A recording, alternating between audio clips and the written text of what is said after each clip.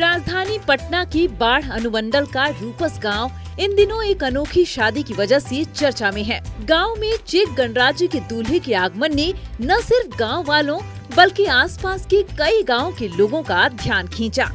लोग हैरान थे कि कैसे विदेशी दूल्हा भारतीय गांव की गलियों में अपने दुल्हन के परिवार वालों के बीच दिखाई दे रहा है। यह शादी इंडियन और वेस्टर्न कल्चर का अद्भुत संगम साबित हो रही है। गांव के लोगों ने दूल्हे का स्वागत बड़े ही उत्साह और उत्सव के साथ किया।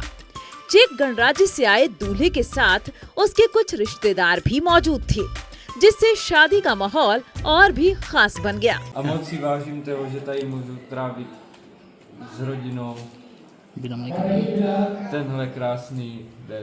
This is day for him. Ji He values this very much, the Indian tradition and everything, the society, the love and everything he got.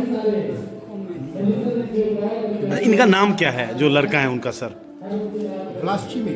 इस शादी की खासियत यह है कि दुल्हन के पिता शशिकांत 40 वर्ष पहले ही चेक गणराज्य में बस गए थे। उनके इस निर्णय की वजह से उनकी बेटी ने वहीं के युवक से शादी करने का फैसला किया।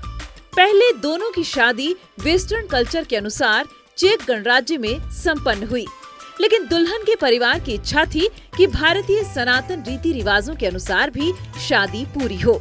इसलिए दूल्हा और उसके रिश्तेदार रूपस गांव लौट आए ताकि अग्नि के साथ फेरे लेकर शादी की रस्में पूरी की जा सकें। पहले भी बेटा का भी शादी यहीं से किए थे 3 साल पहले। जी तो असल में था कि माँ और यहाँ गांव के जो बुजुर्ग हैं वो शादी देखे हैं अपना हाथों से, क्योंकि बाहर में जो लोग बस जाते हैं फिर गांव भूल जाते हैं। जी तो हमारे परिवार में परंपरा रहा है शुरू से ही कि सब लोग गांव में आके अपना संस्कृति के अनुसार शादी ब्याह घर से एकदम रिश्ता एकदम बनाए रखिए। मूल तो यही है, जड़ तो यही है। जी। आप कहीं भी रहिए, घर गांव से रिश्ता बना के रखिए। हम लोग एक्चुअली हैं तो बेसिकली इंडियन सनातनी है ना, जी तो सनातनी धर्म के अनुसार ही शादी हम लोग मानते हैं। जी जो चेक रिपब्लिक का जो यूरोपियन जो स्टाइल है शादी का वो अलग है।